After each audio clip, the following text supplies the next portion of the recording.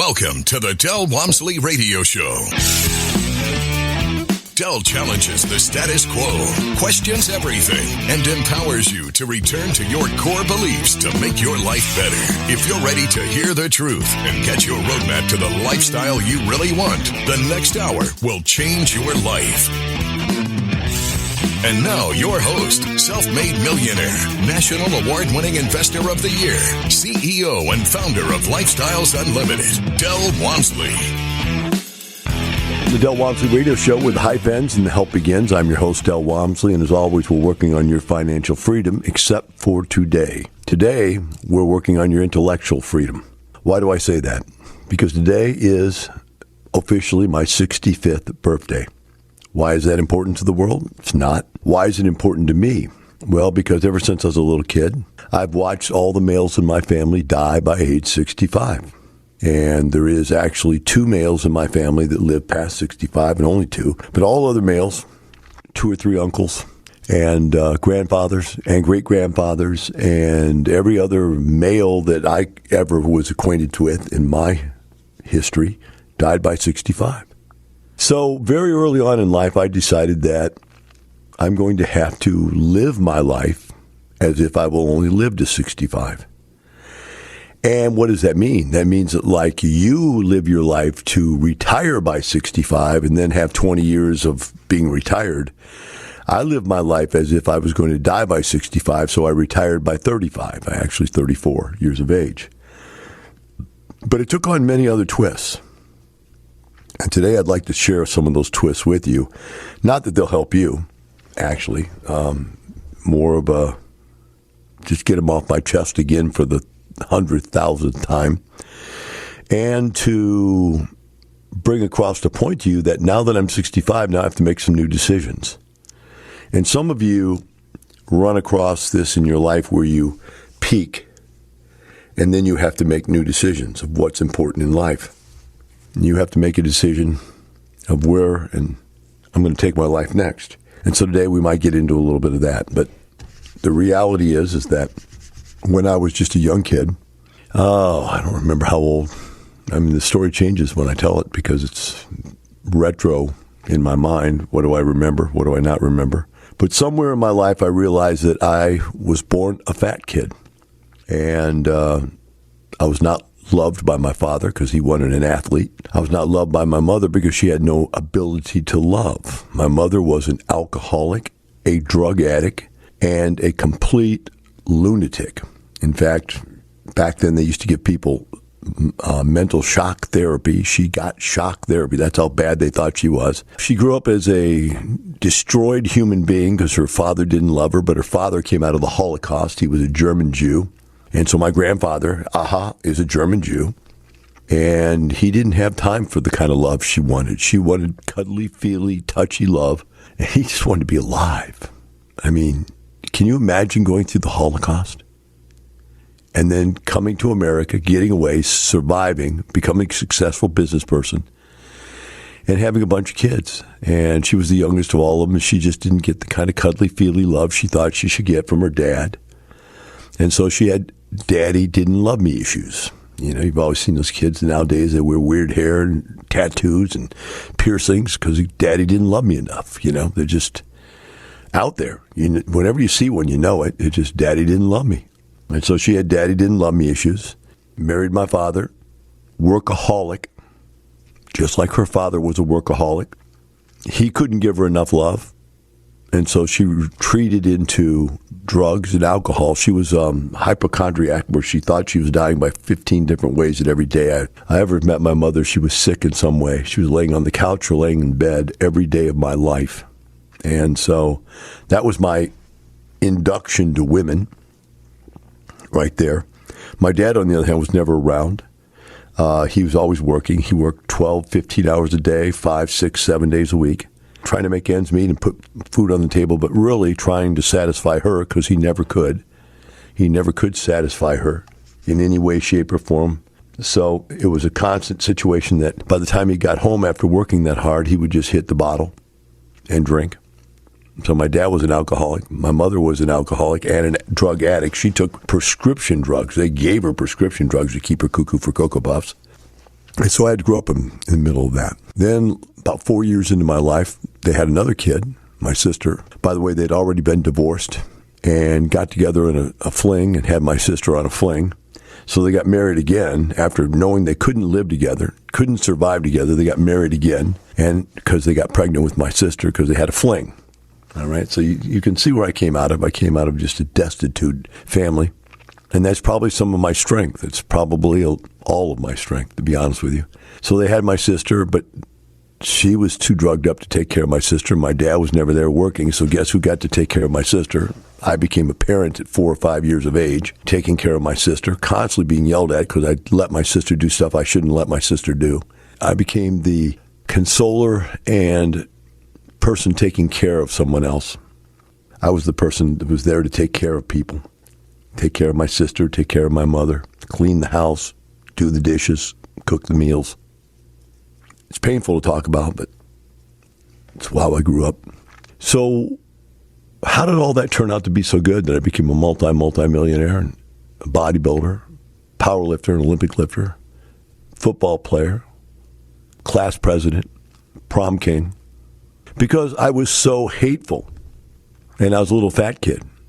I remember coming home one day telling my dad they're beating me up, calling me a little fat kid. They call me fat kid, pick on me, and then beat me up. My dad says, go back there and take the biggest kid there and sock him right in the nose. And that was a weird word they used back then. Sock him in the nose, and then they'll let you alone. So I went back the next day, socked him in the nose. So you realize that my dad had no idea how to deal with social issues. You move on. My dad shaved my head when I was a kid. He couldn't afford haircuts for me, so he got one of those clippers and just shaved my head flat. I couldn't see, so they got me Coke bottle glasses. So shaved head, Coke bottle glasses, fat kid. 200 pounds in 4th grade. Why was I 200 pounds? Because I didn't go out and play with other kids, because I was a fat kid, because my parents fed me nothing but starch. We came from, my grandfather on my father's side came out of the recession, and they could only afford to eat rice and beans, potatoes, cheese. Everything we ate was military-style foods. My mom didn't cook, so it was just garbage. You know, she thought she cooked, but it was terrible. And so everything we ate got us fat. Got me fat, didn't get them fat because they didn't eat, because they drank. That's all they did. So I got fat. Man, tough childhood. Finally, one day, I started reading books, and it changed my life. When we come back, we'll talk about some of the books and some of the things I found out about life that may change yours. We'll be right back with the Del Walmsley Radio Show.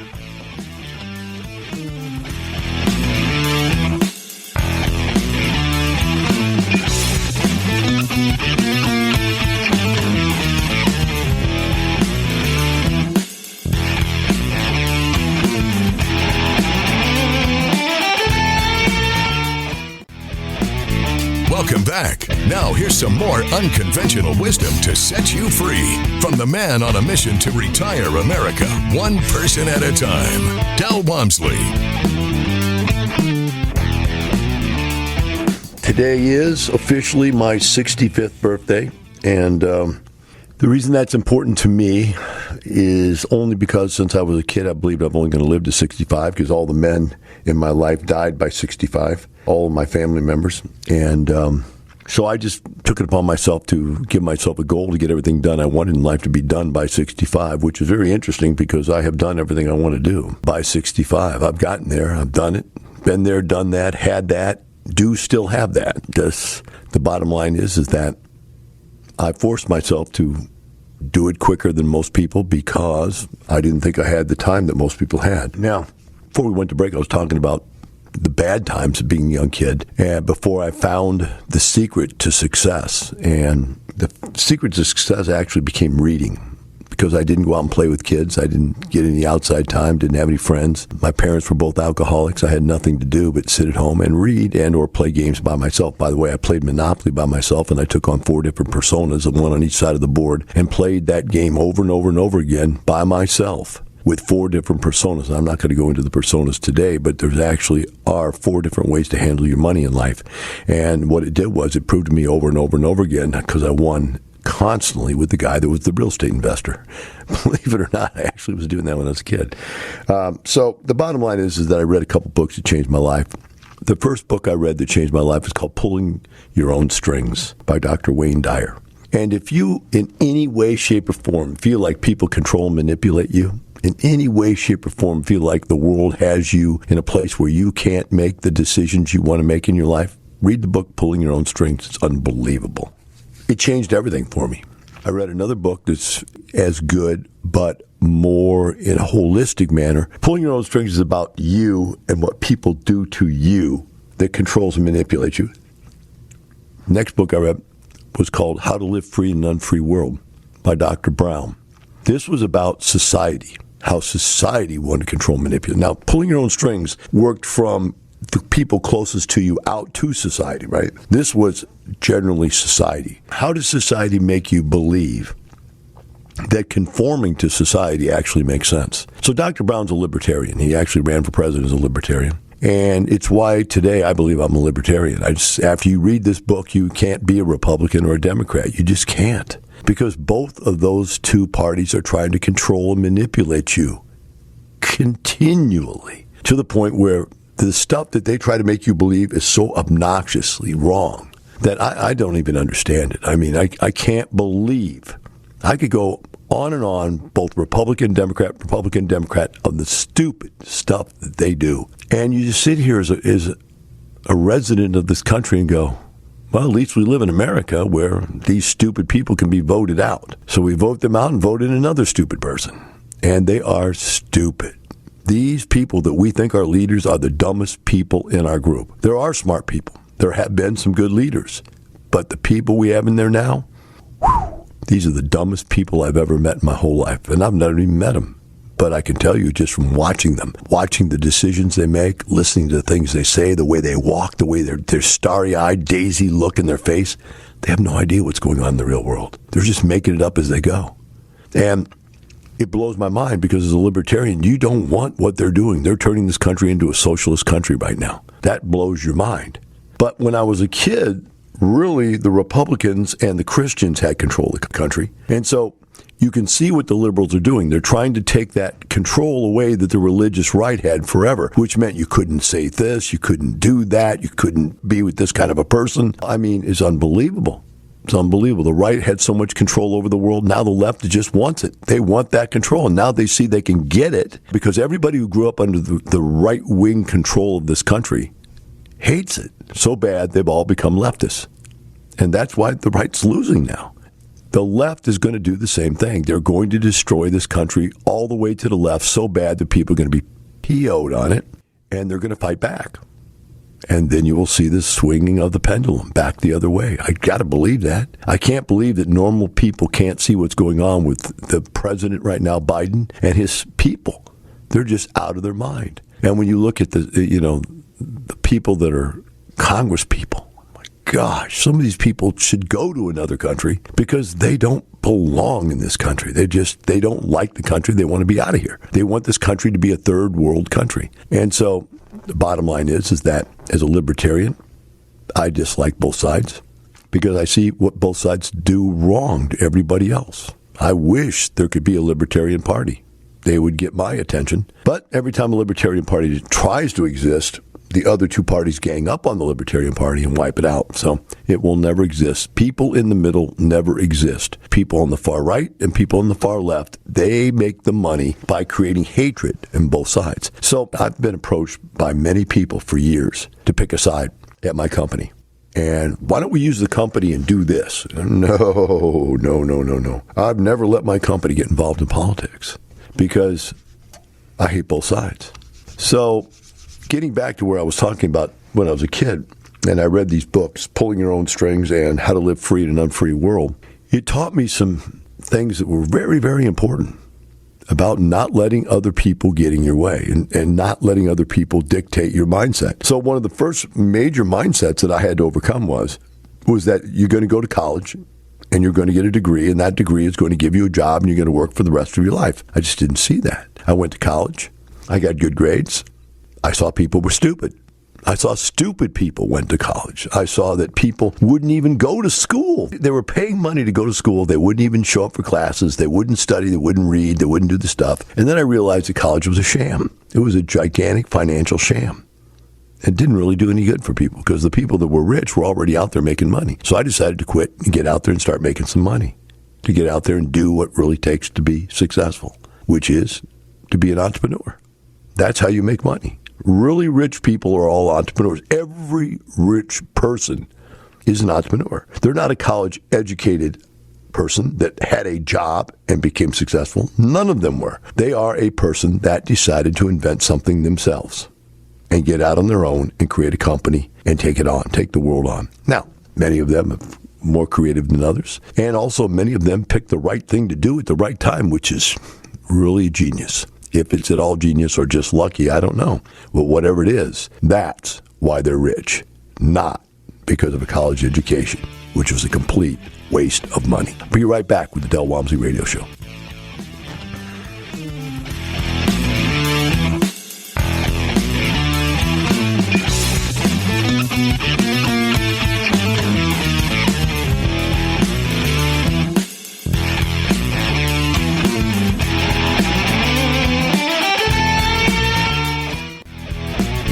Welcome back. Now here's some more unconventional wisdom to set you free from the man on a mission to retire America, one person at a time, Del Walmsley.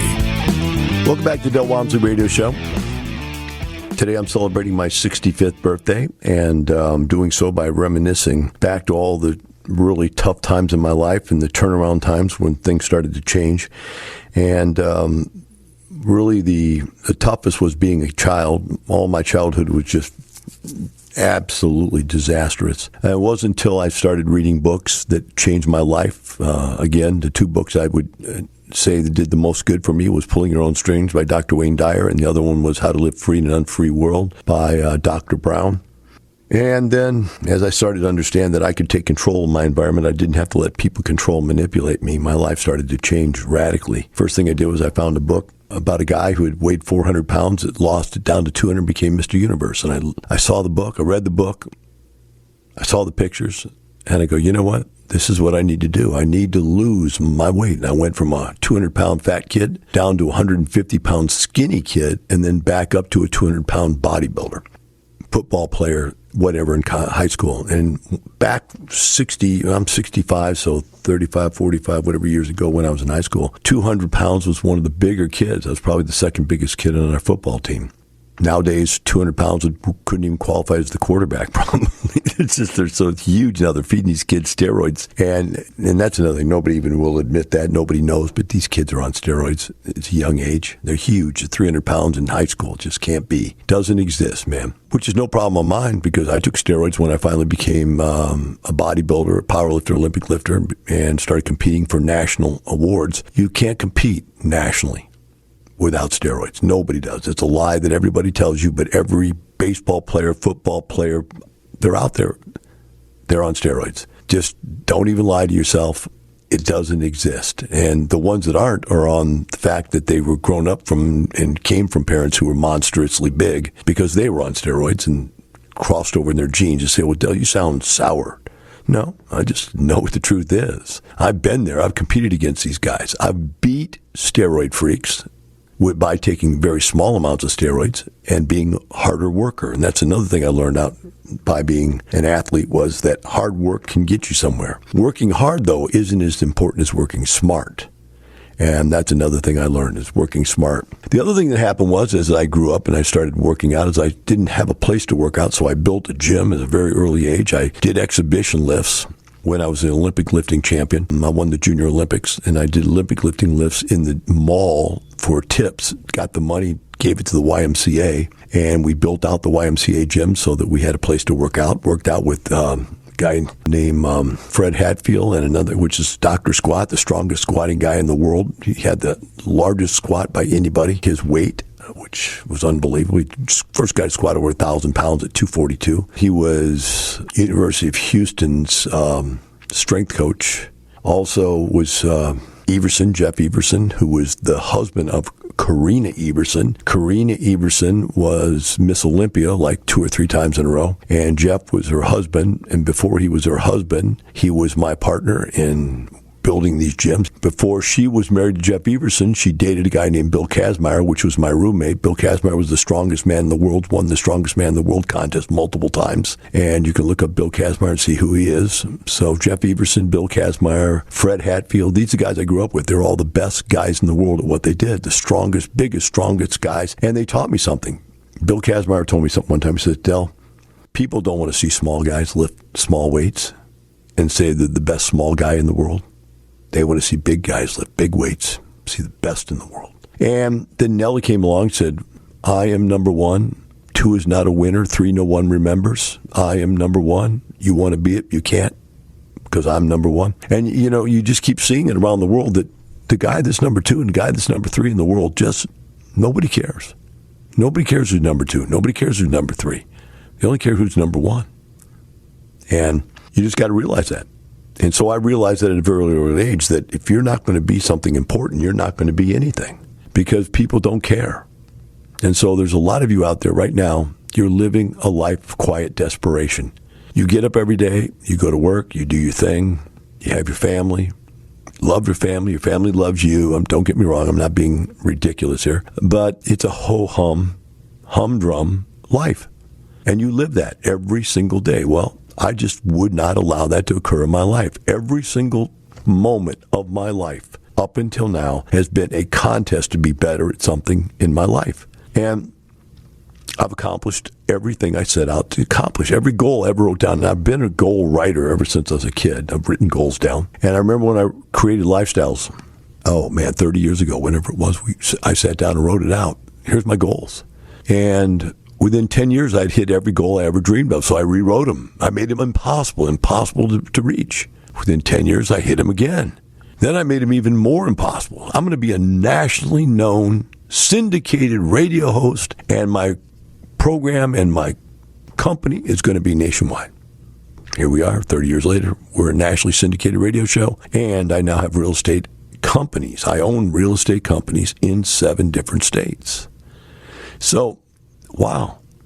And we're getting more all the time. There's just some places we don't want to own real estate companies, you know. There's some places where real estate is not profitable to buy. We're not doing it just for the commissions. We're doing it because we help people buy real estate so they can retire. And so I learned these things along the way, some very major things I learned. When I worked in corporate America, I found out that your boss is always an idiot.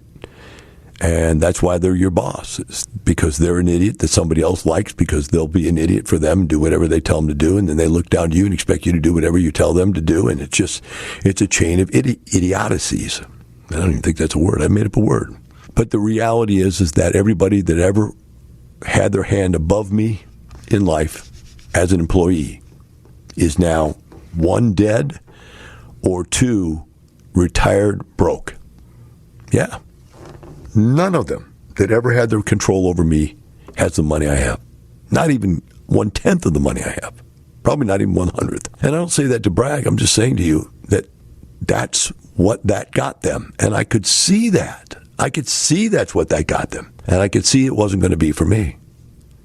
If it's going to be, it's up to me was a belief that I had. But I also had this time urgency. I kept telling myself, but my dad died at 65. My grandfather died at 65. My great-grandfather died at 65. Whew, now you better get going. And so I always had this urgency behind everything I did. And I got it done, which is really interesting. Because now I sit here at 65 years of age, celebrating this birthday, the one I'm supposed to be gone, and go, what do I do from here? Interesting point. Now, the other day, I was laying in bed just 2 days ago, and I'd gotten into an ant pile and got bit by about 20 ant bites, and I was all swollen up. I'm very allergic to things. Got sick. I couldn't breathe. I got into an asthmatic state where I could not breathe. And I even went as far as to tell my wife, I said, I think I've got COVID and I'm dying because, COVID, you're not supposed to be able to breathe. And so I couldn't breathe. I couldn't move. I hurt everywhere. This poison got into my system, and I'm very allergic to everything. And I thought I was dying. It's going to be funny as heck if I die 2 days before my 65th birthday. That would be so ironic. But luckily, I took some antihistamines. I took some pain pills because I was in extreme pain. And I just laid in my bed and tried to breathe. And I did. By the time I woke up, My chest still hurt, but I could breathe. The swelling had gone down, and there I was. I was alive and well, going, man, that was close. Am I going to make it? There's only 2 days left. And so here I am, guys. I made it. That's the beautiful thing about all this. I made it. I'm successful. And what do I cherish most in life? I cherish most in life now things you wouldn't even believe. And when we come back from a break, I want to share with you some of the stuff I cherish, because I don't cherish the kinds of things you think that I would cherish. I cherish the things that changed me. That's what I cherish. The things that allowed me to become who I am. We'll be right back with the Del Walmsley Radio Show.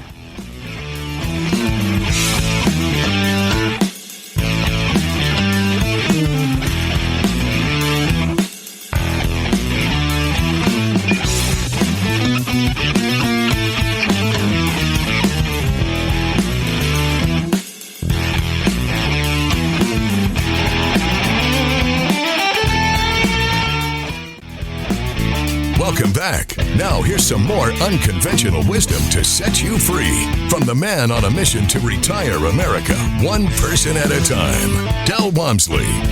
Welcome back to the Del Walmsley Radio Show. Today we're celebrating my 65th birthday, one I never thought I'd live to see. Or if I did, I thought that would be the culmination of my life. And now I'm here. I've accomplished everything I wanted to accomplish. I've set goals my whole life, hit every goal I've ever wanted to hit. And so I sit here now and, you look back and go, well, what was really important? What is really important? And as I look back right now, what's important?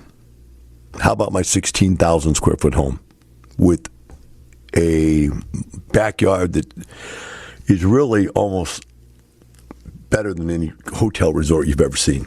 If you've seen it, guys, you know what I'm talking about. It's unbelievable. No, that's not the most important thing in my life. Do I love it? Yeah. Is it my hobby? Oh, my gosh. I spend hundreds of hours there just planting and digging and moving and taking care of. And, it's a lot of work about all that work. But no, it's really just a dream. I live a dream. I live in a dream. And I live a dream. So is it my incredible wife? Oh, my gosh. She's a 10 on a scale of 1 to 10. She's perfect. She's every way, shape, and form perfect woman. Do we fight? Yes. Why? Because I'm not perfect, so I can't live up to her expectations. But is she perfect? Oh, my gosh. Perfect mother, perfect wife, perfect housekeeper, perfect apartment supervisor. She's great. Unbelievable. So is that my greatest thankful? No.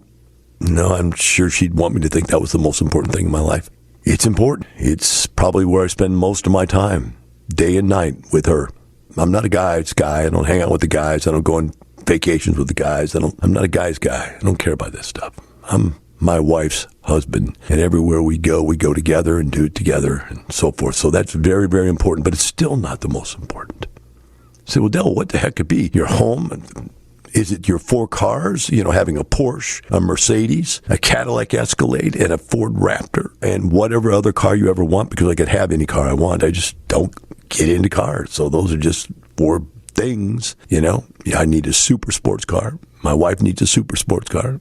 I need a big truck that I feel comfortable in, and then I need a pickup truck. Life would be nothing without a pickup truck for a guy like me. Have to have one. So I got one that's the most souped up one I could get. 4-wheel drive, hopped up, raised the whole bit, because my wife told me that was the coolest truck to get, so I got that. So what is the most important? Folks, the most important thing in my life is that I've been able to touch 50,000 people personally at my company and change their lives. We've retired tens of thousands of people over the 30 years we've been in business. People come up to me every day. People write me every day. People tell me every day, you changed my life and my family's trajectory forever. Folks, there is nothing that a little fat kid with Coke bottle glasses that had no love from his parents and no friends, there is nothing in life that's more valuable than that kind of love. The love I get from my members, the love I get from my staff, because they're all members before they were staff, the love I get by giving to people. The more I give, the more I get. And I've tried to teach that forever and ever and ever, that the results in life are directly related to how many people in life you help. The more people you help, the more of the stuff you want in life you will end up with. The less people you help, the harder it is for you to get what you want. People say, I helped somebody once. Why am I not rich, powerful, important, and known? Because once is not enough. Every single day, even now, 65, I retired at 34. Even now, I get up and do a radio show to touch tens of thousands of people on a syndicated radio show because Rush Limbaugh did it, because other guys like him did it. The world's a better place. And I hope that you listening to me, even just an hour a day, can make your world a better place. And I hope that you believe that. And I hope you take action on that. And I hope, for my sake, that you continue to do it into the future and that I have many, many, many years left in me to be able to give, to help people change their lives. Because that is the real victory. To be able to turn it around from being the controlled and manipulated and put down, belittled little fat kid, to being able to be the person that steps into other people's lives and sheds the light from above that changes their life forever. That is the blessing. That is what I'm thankful for and will be thankful for the rest of my life. Hopefully not one day. Hopefully it goes on. In fact, I have no reference now. Since I thought the 65 was the end, I have to come up with a new reference point. I have one uncle that's 82 years old. Maybe that's my new reference point. I hope so. But more than that, I hope that. I hope seriously that listening to me 1 hour a day will change your life. That you can have anything and everything you want in life if you realize you have to help enough other people. And enough other people is not one person. It's a lot. So let's get started with you now so that you, by the time you're my age, can be as happy and successful as I've been blessed to be. Let's get you out there helping enough other people. And to do that, you've got to figure out a way. Lifestyles, we offer you one, but you can pick others. As long as you remember, it's not about money. It's about other people and lifestyle. The information and opinions you hear on the Del Walmsley radio show are those of the host, Del Walmsley, his guests, and his callers, and do not necessarily reflect the opinions of this station, its affiliates, its management, or advertisers. The Del Walmsley show is for entertainment purposes only. Please consult a professional regarding your personal investment needs. Nothing presented on the Del Walmsley show constitutes an endorsement, recommendation, offer, or solicitation to buy or sell any product or security.